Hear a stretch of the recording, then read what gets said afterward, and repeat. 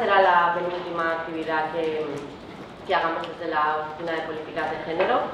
Todavía quedarán un par de actividades. Una es la semana que viene, si no me equivoco, el día 3, que es una actividad que hacen las zonas Brasabras. Esta actividad no sale en el librito, pero ya veréis los carteles también y en la web la publicidad. Y la siguiente actividad sería el día 10 de abril, donde podremos disfrutar también de una charla de Richard Bacete. Hoy tenemos ahí con nosotras a Ilia Marañón Goyeneche. Ella es filóloga hispánica, es editora y ha trabajado en varias editoriales en los últimos 10 años y actualmente está en la editorial McGraw-Hill, donde lleva proyectos de ciencias para la ESO y bachillerato. Ella también es creadora y autora de Comecuentos Makers, que es un blog feminista para despertar conciencias. En este blog nos propone ideas para empoderar a las niñas y educar a los niños en igualdad. Y la intención es darle a los niños y las niñas herramientas para que aprendan a tener un pensamiento crítico y propio y desarrollen una sensibilidad artística, una creatividad y un espíritu aventurero. Ella también es autora de los libros que posteriormente, si queréis, podéis comprar y ella encantada os los firmará. El que nos viene a presentar hoy es Educar en el feminismo y también ha hecho un libro sobre la carga mental que tenemos las mujeres, que se llama Libérate de la carga mental. Le agradecemos muchísimo que haya aceptado nuestra invitación de venir. Para nosotros es un placer tenerla aquí y esperemos que nos dé herramientas sobre cómo implementar este feminismo en la educación de los niños y las niñas, tanto a nivel familiar como a nivel de la educación más formal o la educación no formal, como podría ser en los SPLAIS y los centros de jóvenes y adolescentes. Pues muchas gracias por venir y adelante.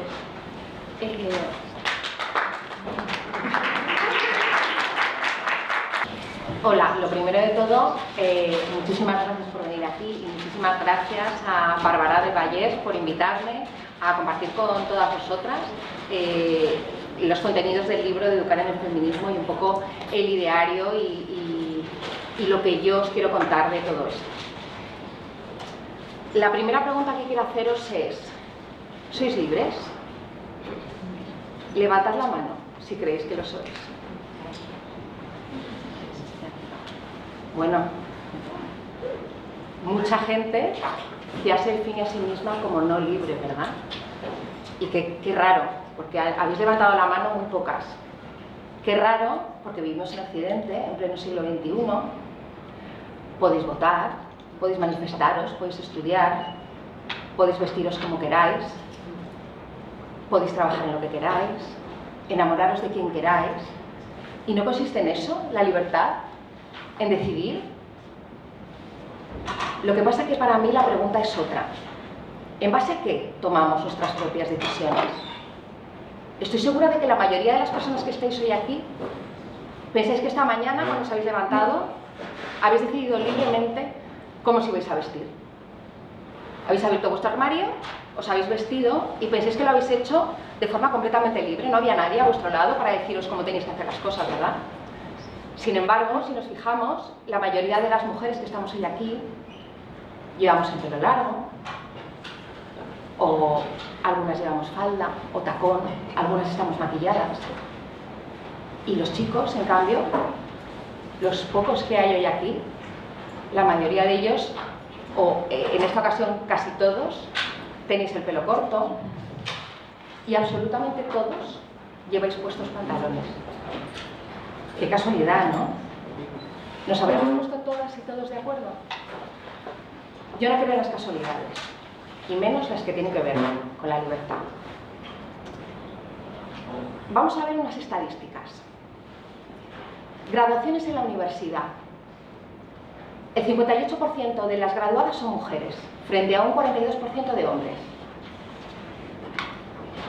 Dentro de las ramas de salud, ciencias sociales y jurídicas, el 70% son mujeres frente a un 30% de hombres. En la rama STEM, que es ciencias, tecnología, ingeniería y matemáticas, cambian las tornas completamente. El 25% son mujeres frente a un 70% de hombres. ¿Qué ocurre aquí? Hemos decidido las mujeres libremente no optar a puestos de responsabilidad y poder porque las carreras de STEM están mejor remuneradas. ¿Es una decisión libre que hemos tomado nosotras?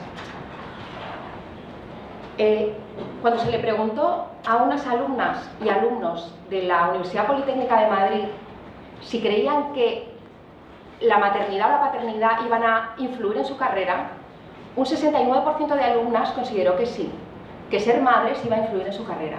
Y solamente un 49% de alumnos pensó que no, que la maternidad no iba a influir en absoluto en su carrera. Volvamos a las estadísticas. Un 95% de mujeres con criaturas se dedica a su educación y su crianza, frente a un 65% de hombres. Ser madre es una obligación, pero ser padre es una decisión personal. Un hombre decide hasta qué punto se implica en la paternidad y la sociedad le parece lo normal. Sin embargo, la mujer tenemos en nuestro, iba a decir ADN, pero todos sabemos que no lo tenemos en el ADN, ¿verdad? Es una construcción social. Y nosotras mismas sabemos que tenemos que ser madres al 100%. Por eso somos nosotras las que nos cogemos en un 31% las reducciones de trabajo para cuidar de nuestras criaturas, mientras que solamente un 6% de ellos se reduce en la jornada. Y los permisos de nacimiento nos los cogemos en un 98% las mujeres y en un 2% los hombres. Somos nosotras las que libremente decidimos cuidar, porque así lo hemos decidido, porque así queremos.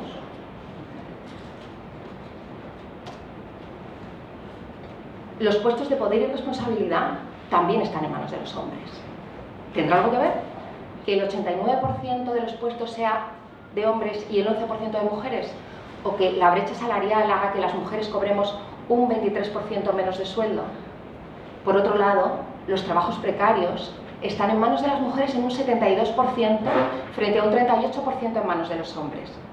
Todo esto porque nosotras libremente así lo hemos decidido. La libre elección. ¿Qué es la libre elección? ¿Por qué estamos tomando todas estas decisiones? En las sociedades formalmente igualitarias como la nuestra, donde se supone que ya somos libres, gran parte de la desigualdad, de las injusticias y de la opresión se sustenta bajo la libre elección. Es decir, nosotras, ya no hay nadie que nos diga, las mujeres os tenéis que ir a la cocina a fregar. No hace falta que nos lo diga nadie, ya vamos nosotras solas. ¿Verdad? Nadie le dice, tu lugar está en la casa. No, no, tú ya te ocupas de tu casa. No hace falta que te lo diga nadie. Esa es la libre elección. ¿Hasta qué punto somos libres? ¿Hasta qué punto las decisiones que tomamos son decisiones realmente libres, a pesar de que nos dicen desde que somos pequeñitas que somos capaces de hacer cualquier cosa, de que podemos estudiar lo que queramos, de que podemos llegar a donde queramos, y sin embargo no lo estamos haciendo? Es una excepción que las mujeres lleguen a puestos de poder y responsabilidad. ¿Estamos tomando esas decisiones de forma libre? ¿O es un sistema, el sistema patriarcal, el que nos está haciendo que tomemos estas decisiones?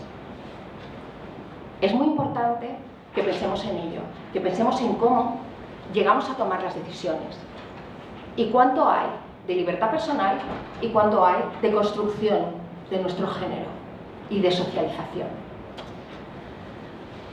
Ahora vamos a ver cómo nos construyen nuestro género, cómo son las niñas y cómo son los niños. Esto os puede parecer que ya no ocurre, que ya no somos así, que las cosas han cambiado mucho. Sin embargo, el estereotipo se mantiene, el estereotipo continúa. Las mujeres son débiles, las niñas son débiles, frente a los hombres y los niños que son fuertes. Las mujeres son complacientes, frente a los hombres y los niños que son dominantes. Las mujeres son dóciles, frente a los niños y los hombres que son competitivos. Las mujeres y las niñas tienen mucha sensibilidad, pero los hombres tienen la razón. Las mujeres son emocionales, pero los hombres son objetivos. Las mujeres somos dependientes y ellos son independientes. ¿Por qué hemos llegado hasta aquí? ¿Cómo nos hemos construido para llegar a esto? Todo ocurre desde el nacimiento o incluso antes, desde el momento en el que estamos embarazadas y sabemos que lo que esperamos es una niña o un niño. Ya nos formamos en la cabeza la idea de lo que queremos. Ya nos formamos en la cabeza cómo va a ser esa niña o cómo va a ser ese niño.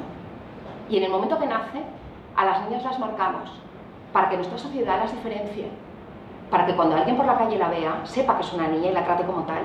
Porque desde el momento en el que nacemos, ya se nos trata de forma diferente. Ya nos construyen nuestra personalidad, nuestra forma de ser, nuestra forma de socializarnos de forma diferente. Las expectativas que tienen sobre nosotras y sobre nosotros son diferentes.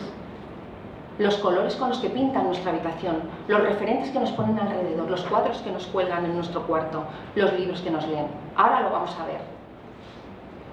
También hay algo muy importante y es que tenemos que ser conscientes de todo lo que hacemos y de, por ejemplo, la forma que tenemos para dirigirnos a los bebés. Os voy a poner un vídeo en el que es una dramatización de un estudio que se ha hecho en el que se ve cómo las personas tratamos de forma diferente a los bebés que son niñas y a los bebés que son niños. Como veis, muchas veces lo hacemos de forma inconsciente. No sabemos que estamos tratando de forma diferenciada. Y tenemos que ser muy conscientes para empezar a cambiarlo. Porque por mucho que nos digan, por mucho que nos digan cómo tenemos que hacer las cosas, lo primero que tenemos es que mirarnos a nosotras y a nosotros en cómo estamos transmitiendo todo lo que transmitimos. Porque toda la sociedad educa. No solamente educamos las madres y los padres, ni las profesoras ni los profesores. Educa todo el mundo, educa la panadera, educa el tendero, educa el tío, la tía, la prima. Educa absolutamente todo el mundo y tenemos que ser conscientes de eso. Hemos visto que a las niñas desde que son pequeñas, desde antes de que puedan decidir lo que quieren, desde antes de que puedan hablar, ni irse hacia un juguete o tomar una decisión, nosotros y nosotras, como personas que estamos a su cargo, ya les estamos ofreciendo cosas adecuadas a su género. Entonces, normalmente les transmitimos que tienen que jugar con muñecas, que tienen que jugar con cocinitas, que tienen que jugar a las casitas. Y si os fijáis, todo el juego de la niña está dentro del hogar. Todo lo que juega la niña, pintando, bailando, maquillándose, es dentro de casa. Sin embargo, los juegos de los niños están fuera de casa. Ellos juegan al fútbol, juegan a los coches, a los aviones, a ser exploradores, juegan a ser superhéroes.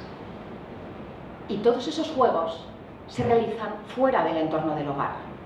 ¿Qué está pasando? Que al final nosotros estamos diciendo desde que son muy pequeñitas y muy pequeñitos cuál es su lugar en el mundo. Para las niñas es la casa, cuidando, y para ellos es fuera, produciendo. Si nos damos cuenta también de los deportes que suelen elegir, las niñas que van a extraescolares, suelen jugar o hacer el deporte de gimnasia rítmica, baile, que al final su fin más principal es la estética, es el movimiento, es la belleza. Sin embargo, los juegos que eligen los niños, el baloncesto, el fútbol, lo importante es meter la canasta, o lo importante es meter el gol, no si lo mete de forma bella. Y en eso también tenemos que ser muy conscientes de lo que se le pide a las niñas y lo que se le pide a los niños, y cómo todo eso está construyendo su género. Y está construyendo un género que al final va a terminar en unas importantes desigualdades sociales. Como veis aquí, veis ejemplos de cómo los niños están fuera de casa y las niñas dentro. Y ellos exponiendo siempre a la aventura, mientras que ellas, mucho más reservadas, en casa cuidando. Los referentes culturales tampoco ayudan. En casa o en el colegio, normalmente las niñas, las películas que ven son películas de princesas, películas donde las niñas son sumisas y complacientes. Ahora empieza a haber un cambio de roles, empieza a haber un poquito más de conciencia en los últimos años, pero si echéis la mirada atrás, todas las películas de antes de hace 5 años, no os hablo de hace 30, sino de hace 5, las niñas tenían un papel muy específico, que eran o princesas o la compañera de. Ese era su papel siempre, ¿no? Y así es como hemos ido educando a nuestras niñas y a nuestros niños. Sin embargo, ellos, sus referentes culturales son muy distintos. Mientras que ellas ya hemos visto que todo el tema del princesismo, la publicidad les lanza constantemente que tienen que estar bellas y preparadas para todo. Y cuando son adolescentes, la cultura también les está transmitiendo que los mitos del amor romántico con películas o libros como los de Crepúsculo o 50 sombras de Grey, que perpetúan los mitos del amor romántico.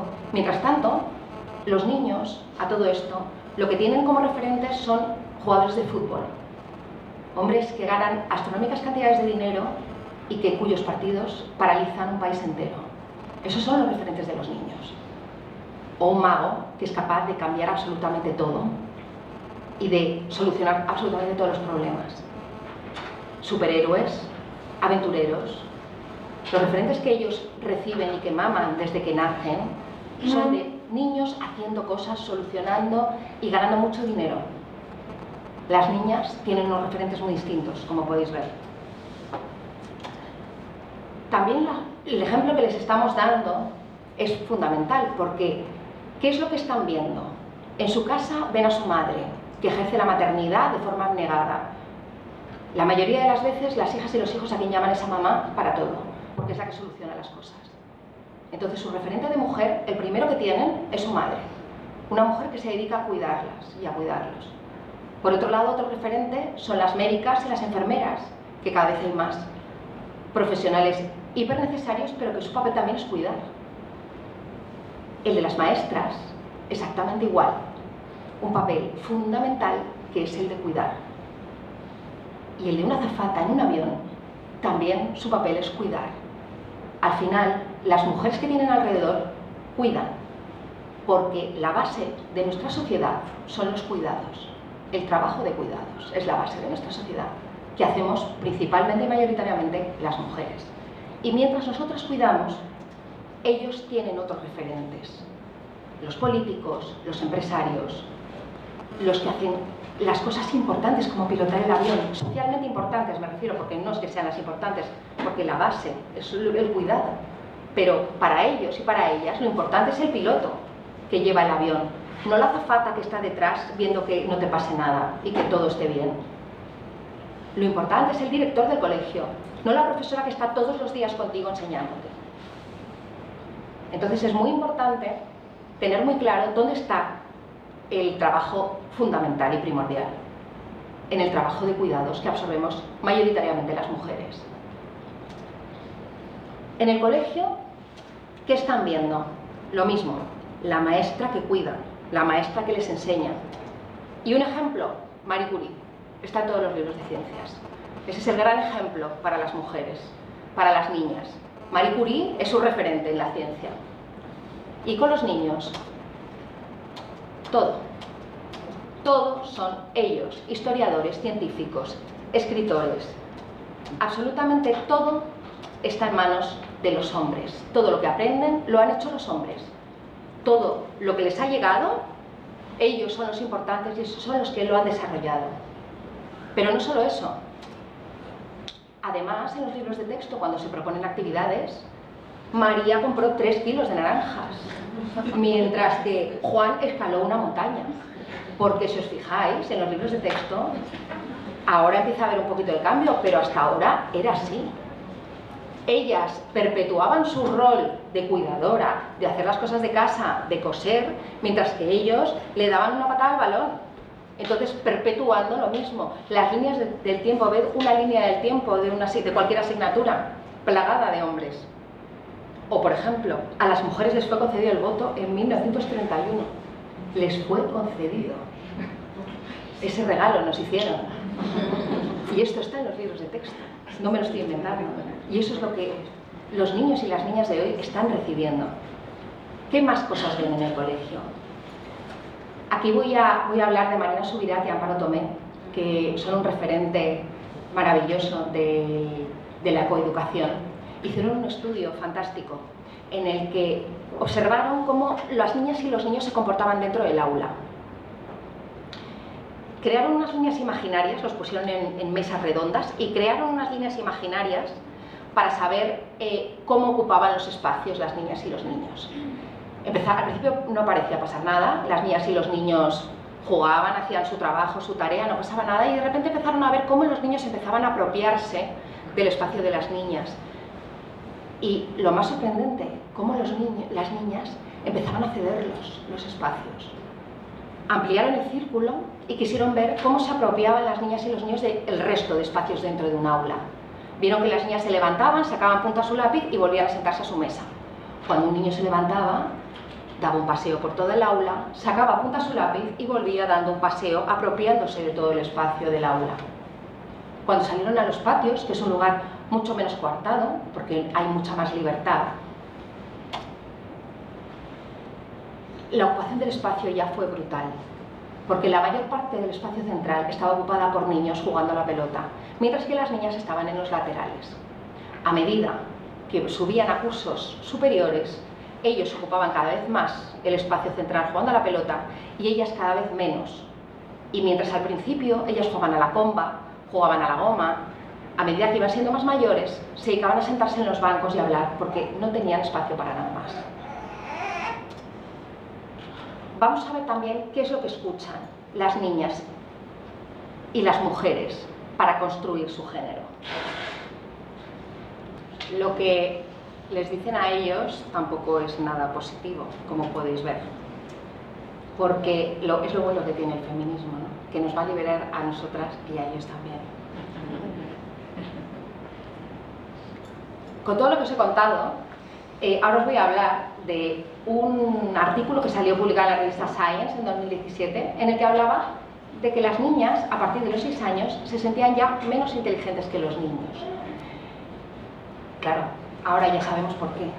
Ya sabemos que con todo lo que se construye, su forma de ser en el mundo y con cómo se construyen los niños, nosotros lo tenemos más difícil.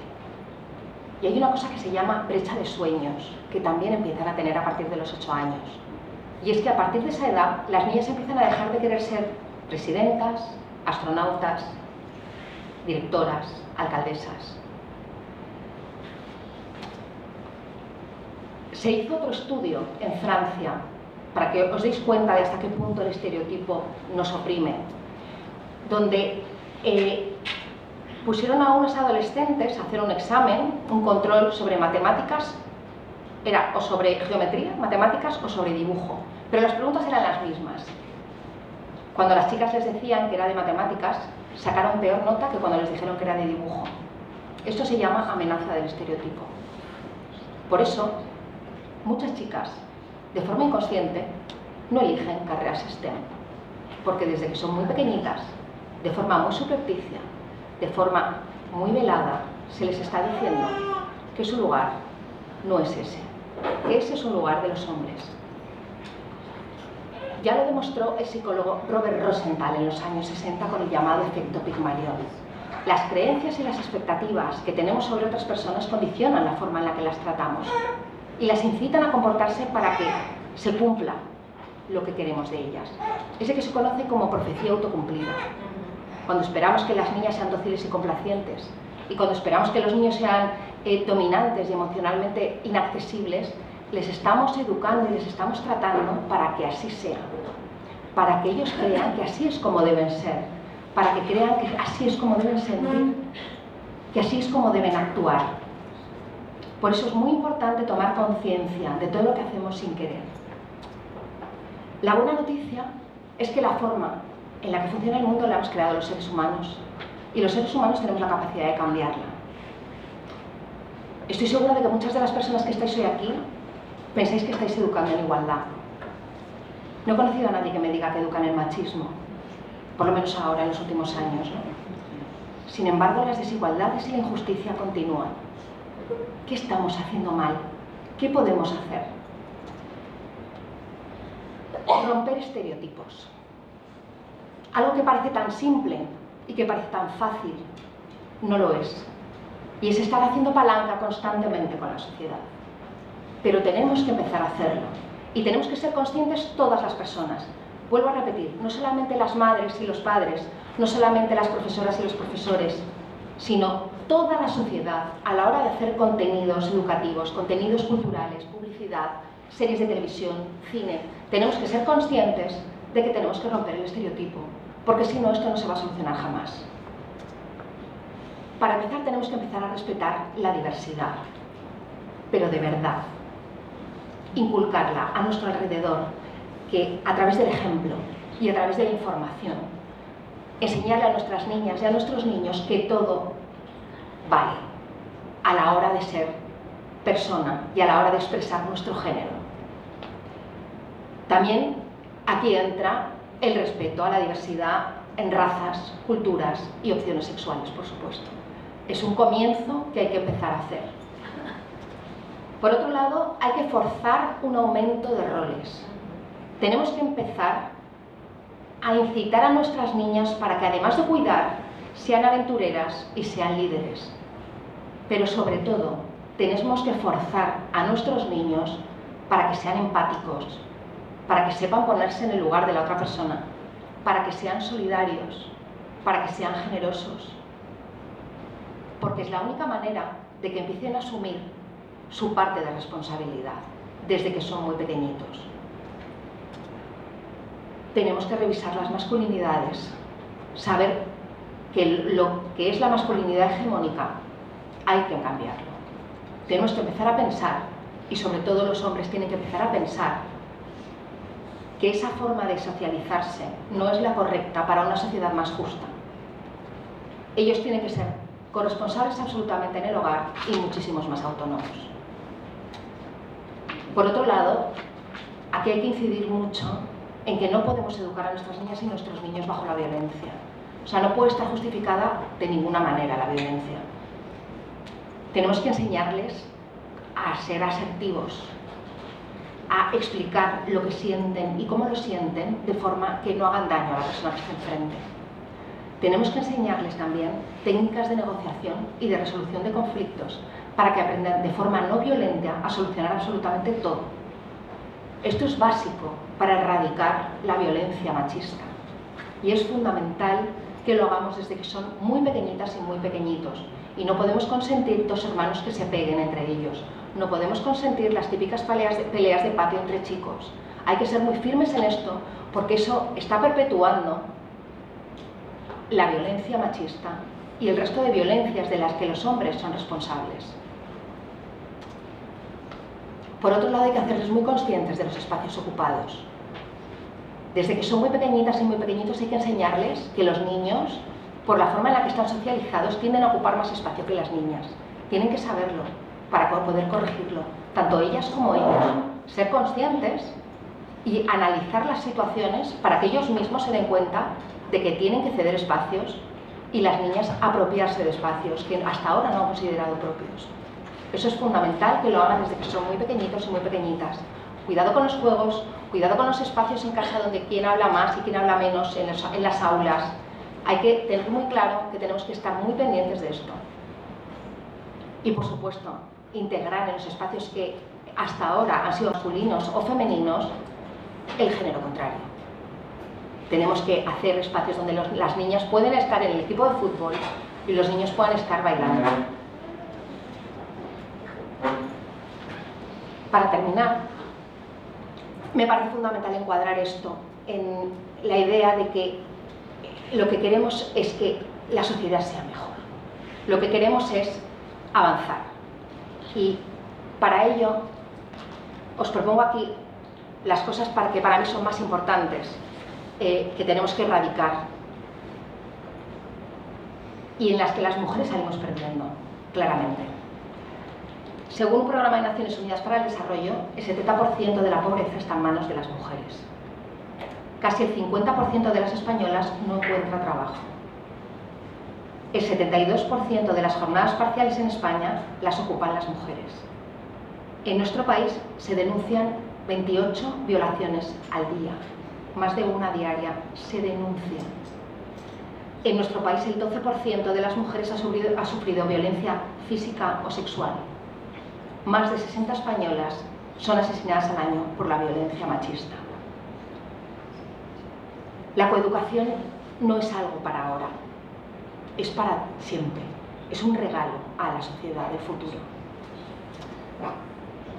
Paulo Freire decía que la educación no cambia el mundo, cambia a las personas que van a cambiar el mundo. Y yo añado, y las personas que van a cambiar el mundo serán feministas. Las feministas no creemos en un mundo mejor, creamos un mundo mejor. Y tenemos que estar todas a uno, y todos a uno. Tenemos que estar todas y todos remando en la misma dirección. ¿Y vosotras y vosotros? ¿Cómo vais a educar mañana? Muchas gracias.